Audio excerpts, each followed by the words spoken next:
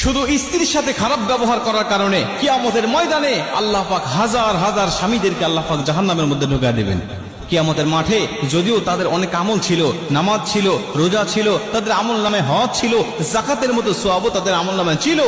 কিন্তু স্ত্রীর হক না আদায় করার কারণে, স্ত্রীর সাথে খারাপ ব্যবহার করার কারণে আমার আল্লাহ পাক কিয়ামতের মাঠে তাদের ঠিকানা করে দিবে জাহান্নাম। শুধু স্ত্রীর সাথে খারাপ ব্যবহার করার কারণে কিয়ামতের ময়দানে আল্লাহ পাক হাজার হাজার স্বামীদেরকে আল্লাহ পাক জাহান্নামের মধ্যে ঢুকিয়ে দেবেন।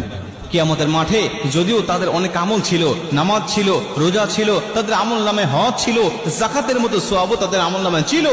কিন্তু স্ত্রীর হক না আদায় করার কারণে, স্ত্রীর সাথে খারাপ ব্যবহার করার কারণে আমার আল্লাহ পাক কিয়ামতের মাঠে তাদের ঠিকানা করে দিবে জাহান্নাম। শুধু স্ত্রীর সাথে খারাপ ব্যবহার করার কারণে কিয়ামতের ময়দানে আল্লাহ পাক হাজার হাজার স্বামীদেরকে আল্লাহ পাক জাহান্নামের মধ্যে ঢুকিয়ে দেবেন।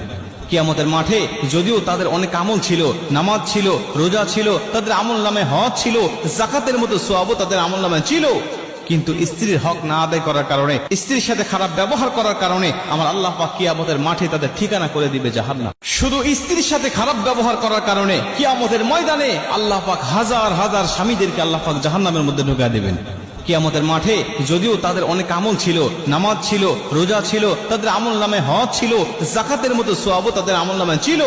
কিন্তু